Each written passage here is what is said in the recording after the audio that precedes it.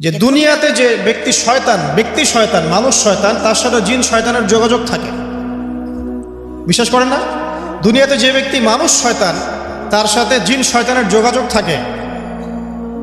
একটা হাদিসে এমনও পড়েছিলাম আমরা স্টুডেন্ট লাইফে, আল্লাহ রাব্বুল আলামিন যখন কোনো আদেশ নাজিল করেন তখন ফেরেশতারা সেটা নিয়ে ডিসকাস করতে থাকেন আসমানে, এবং জিন জাতি প্রথম আসমানের কিনারা পর্যন্ত পৌঁছে যায় এবং সেখানে গিয়ে কানে শ্রবণ করার চেষ্টা করে কি নিয়ে আলোচনা করা হচ্ছে। যদি কোনো একটা সংবাদ তাদের কান পর্যন্ত চলে আসে, তাদেরকে বিতাড়িত করার জন্য আল্লাহ রাব্বুল আলামিন উল্কাপিণ্ড ছোড়েন। ওখানকার ফেরেশতারা আছেন, তারা অগ্নিশিখা নির্বাপন করেন। সূরা সফফাতের প্রথম দিকে পড়ে দেখবেন। এই জিন দুনিয়াতে যে কবিরাজ বা তান্ত্রিক বা জাদুকরের আন্ডারে আছে, সে এসে তাকে জানিয়ে দেয় এই হতে যাচ্ছে।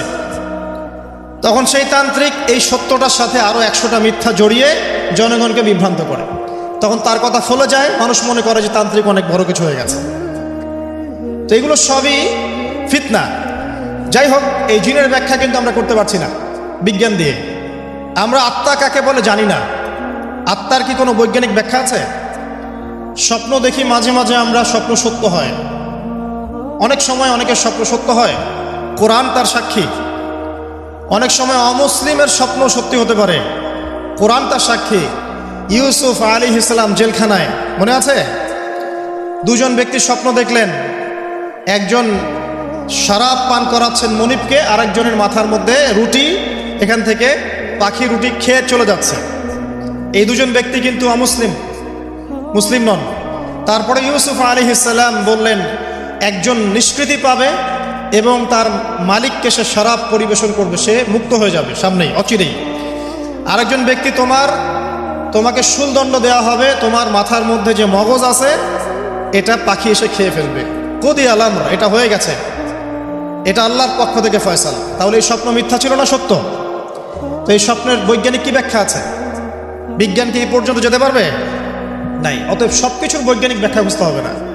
নবী সাল্লাল্লাহু আলাইহি ওয়াসাল্লাম বলেছেন, নবী সাল্লাল্লাহু আলাইহি ওয়াসাল্লামের প্রতি দরুদ পাঠ করা হলে এই দরুদগুলো সংগ্রহ করার জন্য এক শ্রেণীর ফেরেশতা আছেন, স্পেশাল ফেরেশতা, মালায়েকা। আর আমাদের সায়েন্স অবশ্য মালায়েকায় বিশ্বাস করে না, তারা জিন জাতিতেও বিশ্বাস করে না। যদিও বা নবী করিম সাল্লাল্লাহু আলাইহি ওয়াসাল্লাম বলেছেন এক শ্রেণীর স্পেশাল ফেরেশতা আছেন যারা দরুদগুলোকে সংরক্ষণ করেন। আমরা যে কথাগুলো বলছি রেকর্ড হয়ে যাচ্ছে না? আজকে থেকে 100 বছর 200 বছর আগে মানুষ এটা কল্পনা করতে পারতো? আমরা এখন যেখানেই মুভ করছি, সিসি ক্যামেরা, ভিডিও, এটা সেটা, স্যাটেলাইট, এগুলো আছে না? আজকে থেকে 300 বছর আগে মানুষ এগুলো বিশ্বাস করতে পারতো? আজকে থেকে 1000 বছর আগের কোনো মানুষকে বলেন যে স্যাটেলাইট দিয়ে পুরো বিশ্ব নিয়ন্ত্রণ করা যায়, সে বলবে যে পাগল, তার মাথায় ঢুকবেই না স্যাটেলাইট কি জিনিস। ঠিক একইভাবে আল্লাহ পাকের জ্ঞান হচ্ছে লক্ষ কোটি কোটি বছর আগের, চির নতুন, চির প্রাচীন, চির আধুনিক। এই জ্ঞানের ঊর্ধ্বে কারো জ্ঞান নয়। এই জন্য এখন এগুলো কথা অনেকেই প্রশ্ন তোলে যে ফেরেশতা আবার কি জিনিস, জিন আবার কি, ইসলাম এগুলোতে কেন বিশ্বাস করে? সুবহানাল্লাহ। মানে তাদের বক্তব্য হচ্ছে ল্যাবরেটরিতে যেটা প্রমাণ করা যাবে না সেটার অস্তিত্ব নাই। প্রত্যেকটা বস্তুকে হয় কঠিন হতে হবে, না হলে তরল, না হলে বায়বীয়, এর বাইরে কিচ্ছু নাই। আসলে কি তাই? তো সব কিছুকেই বিজ্ঞান দিয়ে ব্যাখ্যা করতে হবে জরুরি না, এর ঊর্ধ্বে অনেক কিছু আছে। এর জ্ঞান, এর শেষ সীমা থেকে আল্লাহ পাকের জ্ঞান শুরু হয়। অতএব এটাকেই চূড়ান্ত জ্ঞানের মানদণ্ড মনে করার কোনো কারণ নাই। আমাদের মধ্যে একটা শিরকি আকীদা ঢুকে গেছে এখন। এটা একটা শিরকি আকীদা। সেটা হচ্ছে যে কোনো বিষয় যদি বৈজ্ঞানিকভাবে প্রমাণিত না হয়, কোরআন সুন্নাহয় থাকলেও মনে করি এটার অস্তিত্ব নেই। এটা আমাদের সাইকোলজিক্যাল সমস্যা। এখন এই জেনারেশনের বেশি সমস্যা, কারণ তারা পড়াশোনা করতে করতে মনে করছে সব কিছুকেই বিজ্ঞান দিয়ে প্রমাণ করতে হবে। তুমি তো তোমার আত্মাকেই প্রমাণ করতে পারবে না। একটা মানুষ হাঁটছে রাস্তা দিয়ে, পড়ে গেল, ডেড, এরকম হচ্ছে না? তাহলে কি এমন ছিল তার দেহের মধ্যে, বের হয়ে চলে গেল, সে ডেড? বলবে হৃদযন্ত্রের ক্রিয়া বন্ধ হয়ে মারা গেছে। তা ক্রিয়াটা বন্ধ হলো কিভাবে? কে হুকুম করলো? কার আদেশে বন্ধ হলো? কে নিয়ে গেল রূহটা, আত্মাটা? তো এগুলো তো ব্যাখ্যা করতে পারবে না। সো এই কনসেপ্ট থেকে বের হয়ে আসতে হবে যে প্রত্যেকটা বিষয় বিজ্ঞান দিয়ে প্রমাণ হলে পরেই বিশ্বাস করবো, না হলে করবো না, এটা ঠিক নয়। কোরআন এবং সুন্নাহ যা আছে এটা চূড়ান্ত। এর বাইরে যা আছে এটা যদি কোরআন সুন্নাহর সাথে মিলে যায় আমরা গ্রহণ করব, কোনো সমস্যা নেই। কিন্তু না মিললে আমরা কোশ্চিনকালও সেটা মানতে রাজি নই। আসুন, নবী করিম সাল্লাল্লাহু আলাইহি ওয়াসাল্লাম বলেছেন এক শ্রেণীর স্পেশাল ফেরেশতা আছেন, মালায়েকা, নূরের তৈরি, আলোর তৈরি, আলো দিয়ে তৈরি, নূর দিয়ে তৈরি, যারা নিঃসন্দেহে আলোর বেগের চেয়ে বেশি বেগে ভ্রমণ করতে পারেন, নিঃসন্দেহে।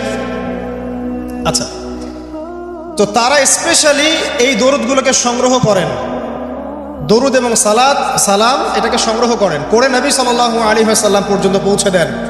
এরপর আল্লাহ রাব্বুল আলামিন, আল্লাহ সুবহানাহু ওয়া তাআলার ইচ্ছায় নবী করিম সাল্লাল্লাহু আলাইহি ওয়াসাল্লাম এর জবাব দিয়ে থাকেন। একটু চিন্তা করেন যে আপনি মনে করেন আল্লাহ রাসূল সাল্লাল্লাহু আলাইহি ওয়াসাল্লামের দরজায় দাঁড়িয়ে আছেন, কথার কথা মনে করেন যে তিনি জীবিত আছেন, কথার কথা আপনি তার বাড়ি চেনেন, তার বাসায় গেলেন, গিয়ে নক করলেন, গিয়ে নক করে বললেন আসসালামু আলাইকুম। এবার নবী সাল্লাল্লাহু আলাইহি ওয়াসাল্লাম ভিতর থেকে আপনাকে বললেন, কথার কথা ধরে নেন যে ওয়ালাইকুম আসসালাম। এর অর্থ কি? ওয়ালাইকুম আসসালাম অর্থ কি? আপনার উপরেও শান্তি বর্ষিত হোক। আচ্ছা, আবার মনে করেন আপনি বাসার ভিতরে আছেন, আপনার বাসায় নবীজি এসেছেন সাল্লাল্লাহু আলাইহি ওয়াসাল্লাম, কথার কথা। এবার তিনি আপনার দরজায় নক করছেন, নক করে বলছেন আসসালামু আলাইক, তোমার উপর শান্তি বর্ষিত হোক। তো নবী সাল্লাল্লাহু আলাইহি ওয়াসাল্লামের এই যে দোয়া, তোমার উপরে শান্তি বর্ষিত হোক, এটা যে যত বেশি পাবে তার জীবনটা তত সুন্দর হবে না? অতএব যে ব্যক্তি যত বেশি দরুদ পাঠ করবে, যত বেশি সালাত প্রদান করবে নবী সাল্লাল্লাহু আলাইহি ওয়াসাল্লামকে, ইনশাআল্লাহ তাআলা সে সচ্ছল হবে, টেনশন ফ্রি থাকবে, সুখে শান্তিতে পৃথিবীতে বসবাস করবে ইনশাআল্লাহ। আর সুখ বলতে আমি শুধুমাত্র চাকচিক্য বোঝাচ্ছি না, বাড়ি গাড়ি স্ট্যাটাস বোঝাচ্ছি না।